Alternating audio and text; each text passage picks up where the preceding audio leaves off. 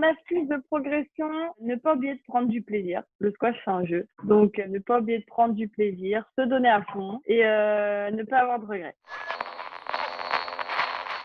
Salut à tous, c'est Camille Serme pour Shot Connection. Je suis numéro 1 française de squash et numéro 4 mondiale.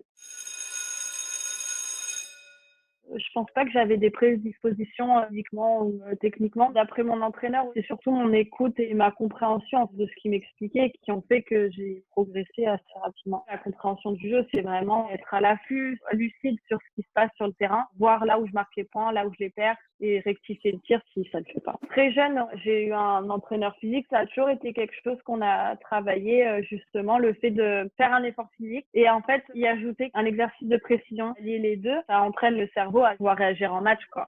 Sur le court, il y a un exercice qu'on fait beaucoup ici en France, c'est le ghosting, c'est du déplacement sans balle. C'est des gammes en fait de déplacement pour vraiment travailler la technique du déplacement, mais par contre ça fait travailler le cœur et les muscles parce que on est tout le temps en forme. Sur la séance il y a 2 jours, j'étais dans le rouge, je suis à 183. On peut y ajouter aussi d'autres exercices pour réfléchir entre les séries. Mon entraîneur technique, il nous lançait la balle et en même temps il nous donnait des multiplications à faire. Les maths, c'est pas trop mon truc, donc je préférais d'autres exercices quand même.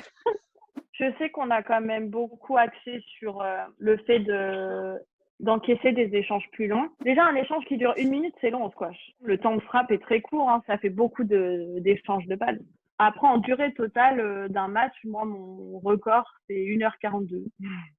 C'était face à une Malaisienne qui était à l'époque top 10 mondial et c'était en finale d'un tournoi à Shanghai. Et je perds 12-10 au 5e. Il y a 2 filles de l'équipe de France avec qui je m'entraîne et sinon pas mal de garçons qui sont plus jeunes que moi mais qui ont un niveau équivalent ou meilleur que le mien. C'est super parce que du coup ça équivaut à ce que je retrouve au niveau mondial sur le circuit féminin. C'est ce qu'il faut je pense pour progresser et aller chercher les dernières places mondiales. L'objectif ultime, ce serait de devenir championne du monde et numéro 1 mondiale. Je sais plus si j'étais déjà top 10, mais en fait, il y a eu un résultat en particulier qui m'a montré que là, je pouvais vraiment aller haut. C'était en 2010 au championnat du monde en Égypte où je bats justement la numéro 1 anglaise. D'ailleurs, à l'époque, elle n'était pas numéro 1 anglaise. Je la bats au 2e tour. Donc, grosse surprise pour elle et pour moi.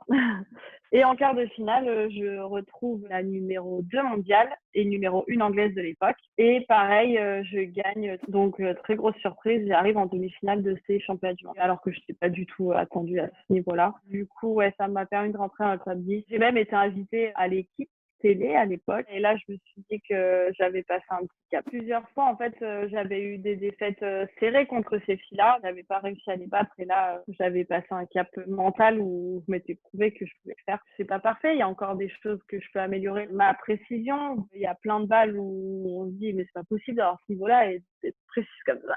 Pour la précision, par exemple, sur le mur frontal, on met une cible avec des lignes où il faut viser dans la lucarne, en gros. Et ensuite, il y a une chaussure au sol et il faut que la balle rebondisse dedans. C'est beaucoup d'entraînement.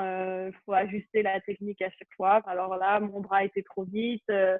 J'étais pas bien placée sur la balle, je l'ai pas pris au bon moment.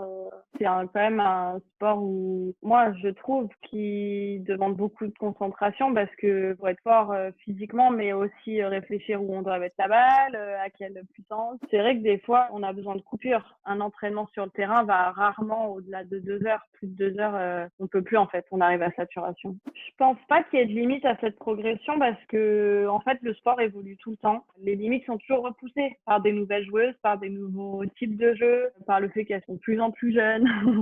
Donc du coup, ça nous pousse aussi à toujours progresser en fait. J'essaie de moi aller plus vers l'attaque, comme les Égyptiennes qui sont au plus haut niveau ont un jeu vraiment tourné vers l'attaque. J'essaye de moi aussi m'y mettre. C'est ce qui est aussi beau, je pense, dans le sport, c'est qu'au final, il n'y a pas de limite, quoi.